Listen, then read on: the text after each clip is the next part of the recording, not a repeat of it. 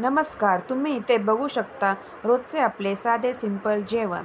त्यातलीच आपण एक आज भाजी बघणार आहोत. चला तर मग स्वागत आहे माझ्या हिमगौरी लाईफ या यूट्यूब चॅनलवर. तुम्ही इथे बघू शकता कोबीची भाजी आहे ही. मी इथे या कोबीच्या भाजीचे वरची पानं काढून घेत आहे व चाकूने मधून एक काप करणार आहे.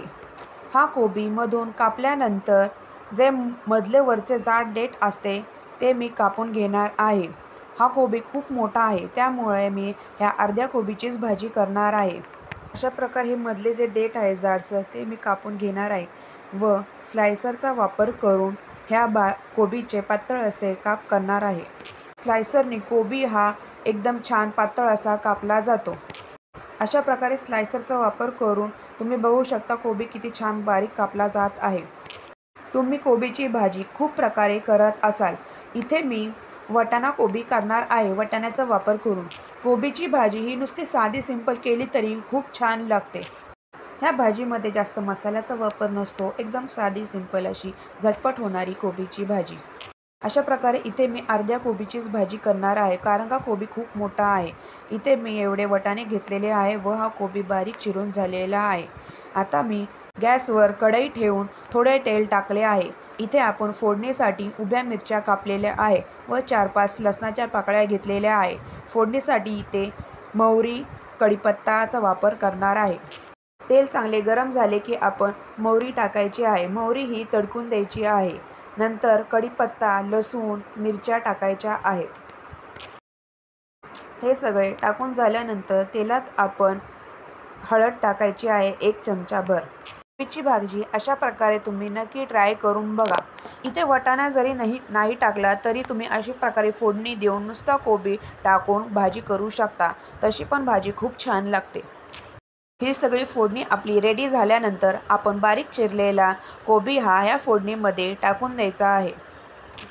तुम्ही बघू शकता मी इथे हळद टाकलेली आहे व नंतर आपण बारीक चिरलेला कोबी ह्या फोडणीमध्ये टाकून द्यायचा आहे व चांगले मिक्स करून झाकण लावून हा कोबी पूर्ण वाफेमध्ये शिजवायचा आहे. हा कोबी मी आता टाकत आहे व मिक्स करणार आहे व थोड्या वेळ झाकण लावून ठेवणार आहे. मी तुम्हाला माझ्या पुढच्या व्हिडिओमध्ये जो अर्धा कोबी राहिलेला आहे त्या कोबीची भजी कशी बनवायची हे पण सांगणार आहे.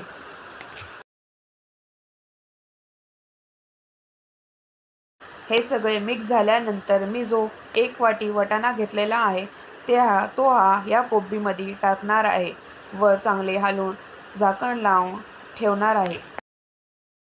वाटाणा टाकून झाल्यानंतर आपण झाकण लावून 5-10 मिनिटं कोबी शिजून द्यायचा आहे. नंतर चवीनुसार मीठ टाकायचे आहे. मीठ टाकून पुन्हा आपण हा कोबी झाकण लावून ठेवायचा आहे. नंतर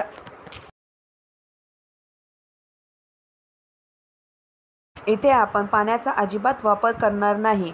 हा कोबी आपल्याला पूर्ण वाफेवर शिजून घ्यायचा आहे. अशा प्रकारे ही कोबीची भाजी खायला साधी सिंपल पण खूप छान लागते.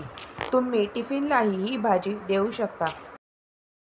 अशा प्रकारे तुम्हाला माझी ही साधी सिंपल कोबीची रेसिपी कशी वाटली नक्की सांगा व माझ्या चॅनल सबस्क्राईब करायला विसरू नका. तुम्ही बघू शकता भाजीचा कलर पिवळसर असा खूप छान आलेला आहे. तुम्ही ही भाजी वाटाणा न टाकताही करू शकता. कमेंटद्वारा नक्की कळवा कशी झाली भाजी. धन्यवाद.